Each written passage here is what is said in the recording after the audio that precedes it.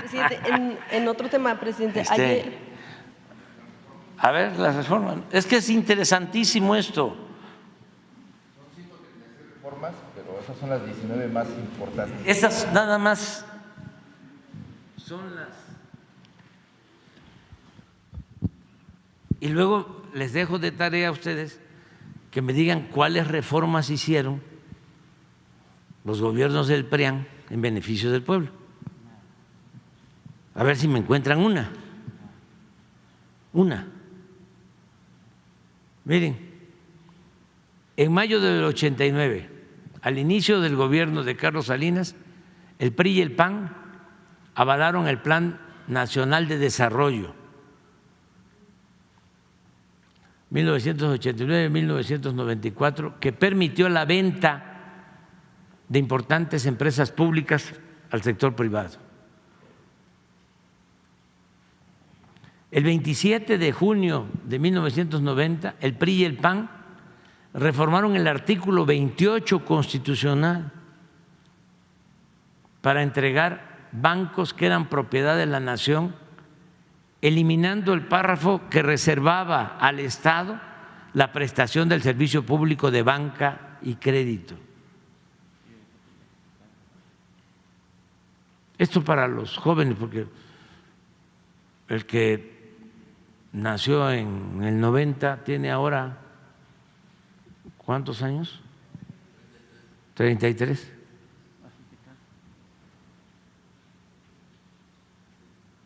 Es el 6, ¿no? El 6 de enero de 1992, el PRI y el PAN modificaron el artículo 27 constitucional para poner a la venta las tierras ejidales.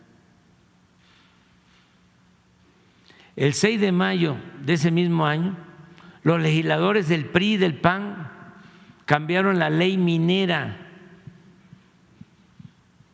para entregar concesiones a particulares hasta por 50 años para la explotación de oro, plata y cobre. Eliminaron los límites de la superficie que podría ser concesionada.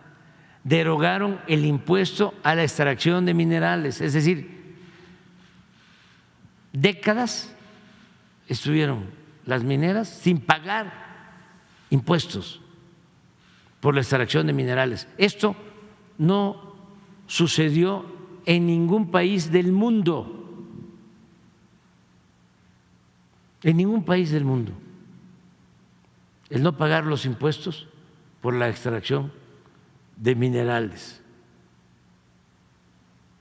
Derogaron el impuesto de extracción de minerales y dieron lugar a la privatización de unidades y plantas mineras del sector paraestatal, como fue el caso de la histórica mina de Cananea.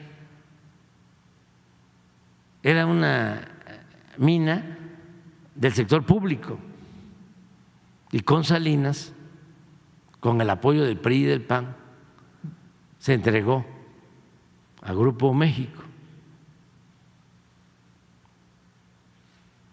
En ese sexenio además se entregaron 6.600.000 hectáreas de reservas mineras nacionales que existían a 3 consorcios: Peñoles, Grupo México y Carso. Y esta misma política continuó hasta el 1 de diciembre de 2018, hasta que llegamos. No hemos entregado una sola concesión desde que llegamos. En 36 años se concesionaron 90 millones de hectáreas, es decir, 45% del territorio nacional para la explotación minera. Ni siquiera en el Porfiriato se llevó a cabo una enajenación de suelo patrio tan descarada. Y vaya que con Porfirio se despojó a los pueblos originarios de sus tierras, se crearon las llamadas compañías deslindadoras todo lo que eran las tierras comunales se declararon tierras nacionales y se vendieron a precios muy bajos a los grandes terratenientes. El 22 de diciembre de 1992, los legisladores aprobaron una ley de secundaria, este es muy interesante, también con Salinas, que a contrapelo de la Constitución permitió a empresas privadas, principalmente extranjeras, generar energía eléctrica. Hoy tales empresas le venden a la Comisión Federal de Electricidad o a particulares el 46% de la energía eléctrica que se consume en el país a precios elevadísimos. O sea, ¿qué hacen con esto? Esto es muy importante para los constitucionalistas. Esto es una violación flagrante a la Constitución, porque lo que hicieron fue que reformaron una ley secundaria y la Constitución prohibía que particulares generaran y distribuyeran energía eléctrica. Y mediante esta ley secundaria, en contra de lo establecido por la Constitución, empezaron a privatizar todo el sector eléctrico. ¿Saben quién estaba de asesor de Salinas? Claudio X. González, papá, y se quedó con una empresa de generación de energía eléctrica. Adelante.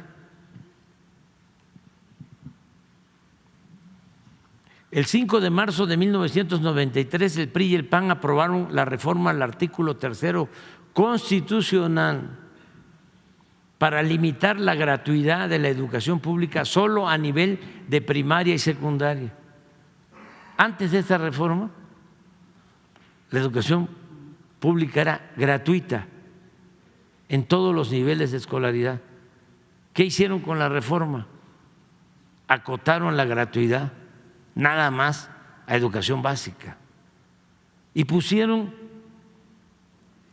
al mercado como si fuese una mercancía la educación media superior y la educación universitaria. ¿Quién era secretario de Educación? Ernesto Zedillo.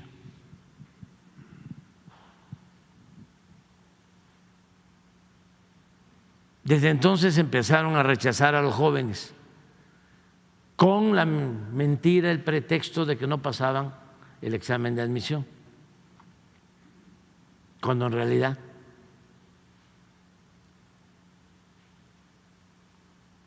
es de que no destinaban presupuesto a la educación pública porque querían que creciera el número de escuelas, sobre todo de nivel superior, del sector privado. Eso tiene también que ver con la reforma posterior a la educación. Yo no estoy en contra de la educación privada. El que tiene para pagar una escuela privada lo puede hacer, está en su derecho, pero el Estado está obligado a garantizar la educación pública, gratuita, de calidad, en todos los niveles de escolaridad. La educación como la salud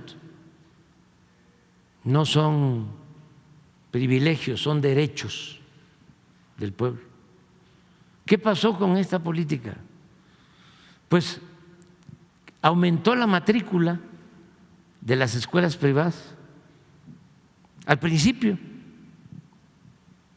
cuando empezaron a proliferar las universidades privadas, creció la matrícula, pero llegó un momento en que se estancó, porque ¿de dónde iba a sacar la gente dinero para pagar colegiaturas por muy baratas, de 3,000, de 5,000 pesos mensuales. Un hijo de campesino, un hijo de obrero, ¿de dónde?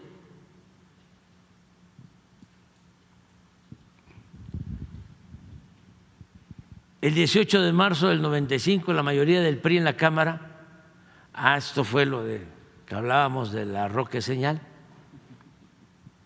aumentó el IVA del 10 al 15%.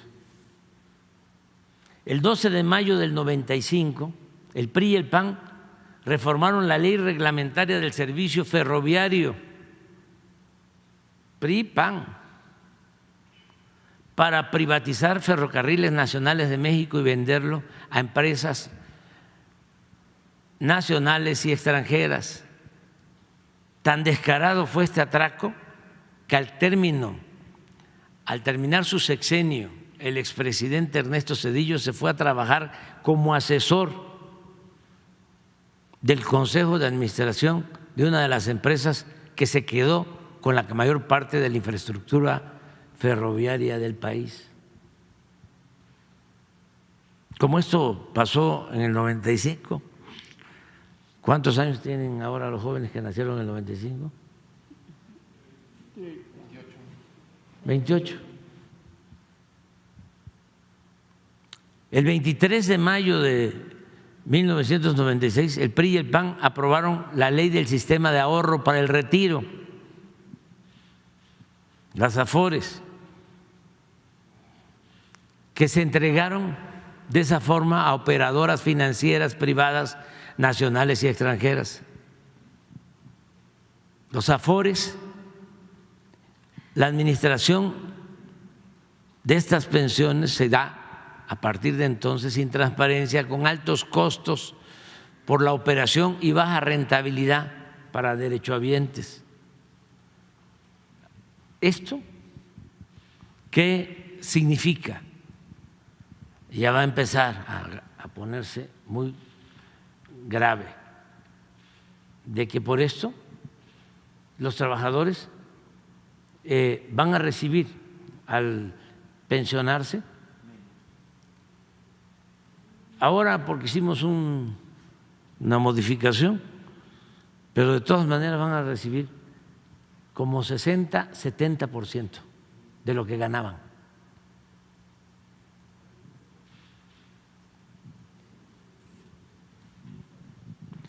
El 12 de diciembre, eso no se me va a olvidar, del 98, diputados del PRI y del PAN aprobaron el FOAPROA, que convirtió las deudas privadas de unos cuantos empresarios y banqueros en deuda pública.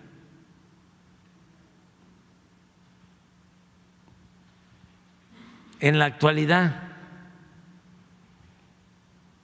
al 31 de diciembre del 18, esta deuda rebasó el 1.200.000 millones de pesos y de 1995 a la fecha se han destinado solo para pagar intereses más de 800.000 millones de pesos del presupuesto nacional, cuando esos recursos públicos debieron utilizarse para impulsar actividades productivas, crear empleos y promover el bienestar del pueblo. Síguele. Todo esto es en contubernio. PRI-PAN.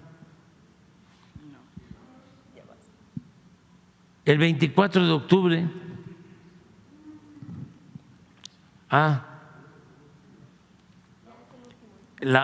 el 8 de diciembre de 2005, ya durante el foxismo, el PRI y el PAN reformaron la ley del impuesto sobre la renta para conceder a las grandes corporaciones económicas y financieras el privilegio de diferir el pago de impuestos hasta por el 100% de sus contribuciones.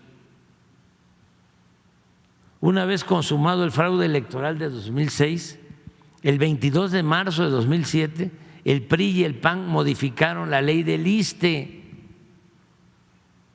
Esto fue la maestra Elbester con Felipe Calderón. Y entregaron las pensiones de los trabajadores al servicio del Estado a los intereses de los banqueros. Es lo mismo cuando empiecen a jubilarse a partir de esta ley, los maestros van a recibir la mitad de su sueldo.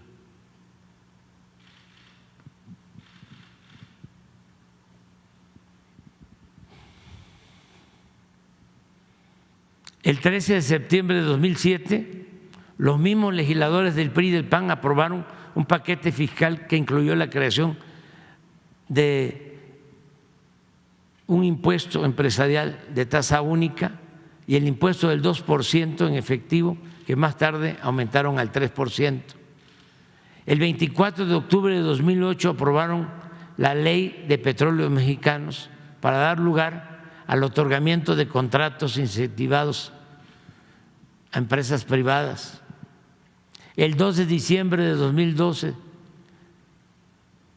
al día siguiente de haber tomado posesión de la presidencia, Enrique Peña Nieto firmó con los partidos PAN, PRI y PRD el llamado Pacto por México, con el cual acordaron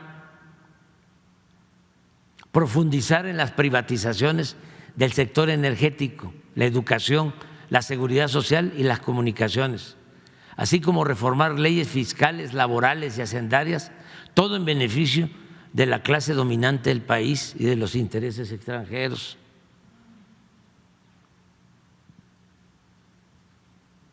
Poco antes, el 30 de noviembre de 2012, diputados y senadores del PRI y del PAN aprobaron la reforma laboral que eliminó derechos históricos a los trabajadores al permitir la subcontratación. Eso ya lo resolvimos, el outsourcing famoso, el pago por horas y sin prestaciones sociales. El 13 de diciembre de 2012, la Cámara de Diputados aprobó la mal llamada reforma educativa, que tenía como consigna someter al magisterio y avanzar en la privatización de la enseñanza. El 18 de diciembre de 2012, el Senado aprobó las reformas constitucionales en materia de telecomunicaciones. Modificaron artículos para garantizar el derecho de las empresas, pero no de los ciudadanos, y permitir la censura previa y violando el derecho a la privacidad. Además, los legisladores dejaron fuera a las radios comunitarias indígenas y a los derechos de las audiencias. La Ley Federal de Telecomunicaciones creó el Instituto Federal de Telecomunicaciones para evitar el monopolio, para evitar que en las telecomunicaciones no hubiesen monopolios. ¿Sí? Para eso fue. Le llaman agentes preponderantes. Síguele. Si me permite otra pregunta, presidente. A ver, deja que yo termine. Ya estamos terminando. ¿A dónde vamos?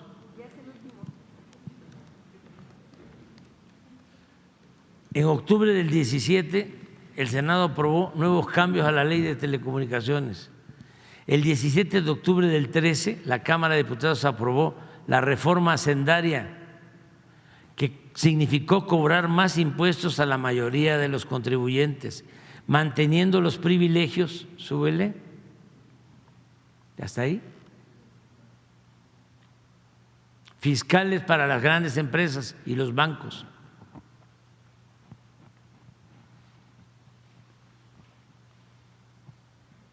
No conformes con el avance de las privatizaciones del petróleo mexicano y de la Comisión Federal de Electricidad, el 11 de diciembre de 2013, los senadores del viejo régimen aprobaron la reforma energética para entregar el 20% del potencial petrolero del país a empresas particulares, nacionales y extranjeras. En fin, esto no, díganme, si este contubernio no operó al servicio de los potentados. Todas esas reformas a la Constitución fueron para beneficiar al pueblo. Nada.